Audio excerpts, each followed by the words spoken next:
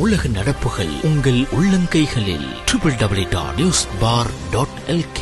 வணக்கம். இன்னைக்கு நாம பார்க்க போறது ஒரு ரொம்பவே முக்கியமான விஷயம். இலங்கையோட ரயில்வே துறையில சரியா 76 வருஷமா பெண்களுக்கு ஒரு உரிமை மறுக்கப்பட்டு வந்தது. ஆனா ஒரே ஒரு கோர்ட் தீர்ப்பு எல்லாத்தையும் மாத்திருக்கு.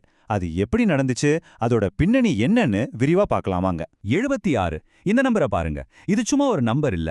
இலங்கையில 76 வருஷமா தொடர்ந்த ஒரு பாலின பாகுபாட்டோட ஒரு வலி மிகுந்த அடையாளம். இத்தனை வருஷமா இருந்த ஒரு தடை இன்னைக்கு உடைஞ்சிருக்கு. சரி, இந்த 76 வருஷ காத்திருப்பு ஏன் இவ்ளோ பெரிய விஷயமா பார்க்கப்படுது? முதல்ல நாம பார்க்க போறது அந்த வரலாற்று சிறப்புமிக்க தீர்ப்பை பத்தி தான். இந்த மாற்றம் திடீர்னு ஒரே நாள்ல நடக்கல. இதுக்கு பின்னாடி ஒரு பெரிய போராட்டம் இருக்கு. அதோட வெற்றி தான் இந்த தீர்ப்பு. ஆமா, இதுதான் அந்த முக்கியமான தீர்ப்பு. உயர்நீதிமன்றம் ரொம்ப தெளிவா உறுதியா ஒரு உத்தரவு போட்டிருக்கு. இனிமே இலங்கை ரயில்வேல பெண்களை வேலைக்கு எடுக்கிறதுல எந்த பாகுபாடும் காட்டக்கூடாதுன்னு. சொல்லப்போனா சட்டப்படி ஒரு புது சமத்துவ அத்தியாயத்தையே இது தொடங்கி வச்சிருக்கு. இதுல ரொம்பவே முக்கியமான விஷயம் என்னன்னா, இந்த கோர்ட் தீர்ப்புக்கு அரசாங்கத்தோட முழு சப்போர்ட்டும் இருக்கு. பெண்களையும் வேலைக்கு சேர்த்துக்கலான்னு கேபினெட்டே ஒப்புதல் கொடுத்து அந்த முடிவை கோர்ட்டுக்கும் அதிகாரப்பூர்வமா சொல்லிட்டாங்க. அப்ப பாருங்க, இது வெறும் சட்ட வெற்றி மட்டும் இல்ல, அரசியல் ரீதியாவும் அங்கீகரிக்கப்பட்ட ஒரு பெரிய மாற்றம். அடுத்ததா நாம இந்த 76 வருஷ தடைய பத்தி பார்க்கலாம். சரி, ஒரு வேலைவாய்ப்புல இருந்த பாகுபாட்டை நீக்கிறது ஏன் இவ்ளோ பெரிய விஷயமா பேசப்படுது?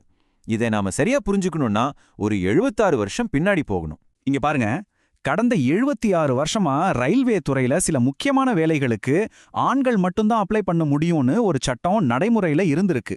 அது திறமையான எத்தனையோ பெண்களோட கனவு கதவுகளை மூடி வச்சிருந்தது. ஆனா இன்னைக்கு உயர்நீதிமன்றத்தோட தீர்ப்பால அந்த தடை நுறுக்கப்பட்டிருக்கு. ஆனா இதுல ஆச்சரியமான விஷயம் என்ன தெரியுமா? இவ்ளோ வெளிப்படையான ஒரு பாகுபாடு இத்தனை வருஷமா இருந்தும் இதுக்கு முன்னாடி இருந்த அரசாங்கங்கள் இத கண்டுக்கவே இல்ல. இத மாத்தணும்னு எந்த முயற்சியுமே எடுக்கல. ஏன் அப்படி? ஓகே, அடுத்த பகுதி. இந்த தீர்ப்பால என்னென்ன புது வாய்ப்புகள் திறந்திருக்குன்னு பார்க்கலாம் வாங்க. இது சும்மா ஒரு சட்ட திருத்தம் கிடையாது. இது பல பெண்களோட கனவுகளுக்கு கிடைச்ச ஒரு சாவி. கொஞ்சம் யோசிச்சு பாருங்க. ஒரு ட்ரெயினை ஓட்டுறது, ரயில்வே நெட்வொர்க்கையே கண்ட்ரோல் பண்றது, ஒரு ஸ்டேஷனையே நிர்வகிக்கிறது, train driver, train controller, station மாஸ்டர்னு ரயில்வேயோட மிக முக்கியமான அதிகாரமிக்க பதவிகள் எல்லாமே இப்போ பெண்களுக்கும் திறந்திருக்கு. இது நிஜமாவே ஒரு மிகப்பெரிய முன்னேற்றம் இல்லையா? அப்படின்னா என்ன அர்த்தம்? ரொம்ப சிம்பிள். இனிமே ஒருத்தரோட பாலினம் அவங்க தகுதிக்கு தடையா இருக்காது. திறமையும் குவாலிஃபிகேஷனும் இருக்கிற எந்த பெண்ணும் இந்த வேலைகளுக்கு அப்ளை பண்ணி தங்களோட திறமையை காட்ட ஒரு சமமான வாய்ப்பு கிடைச்சிருக்கு. இந்த ஒப்பீட்டை பாருங்க. இந்த மாற்றத்தோட முழு பரிமாணத்தையும் ஒரே பார்வையில நமக்கு காட்டுது. ஆண்கள் மட்டும்னு இருந்த ஒரு மூடிய கதவுல இருந்து தகுதி இருக்கிற யார் வேணாலும் வரலாங்கிற ஒரு திறந்த பாதைக்கு நம்ம வந்திருக்கோம். இதுதான் உண்மையான சமத்துவம். சரி, கடைசி பகுதிக்கு வந்துட்டோம். சமத்துவத்தோட வெற்றி. இந்த நிகழ்வோட உண்மையான முக்கியத்துவத்தை நாம எப்படி பார்க்கணும்?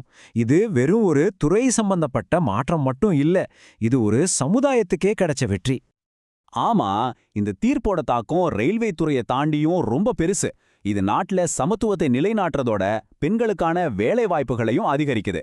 இதனால அவங்களோட பொருளாதார சுதந்திரம், ஏன் நாட்டோட வளர்ச்சிக்குமே இது ஒரு பெரிய பங்களிப்பா இருக்கும். ஆனா ஒன்னு தெரிஞ்சுக்கோங்க, இந்த பெரிய வெற்றிக்கு பின்னாடி ஒரு தனிநபரோட ஓயாத போராட்டம் இருக்கு.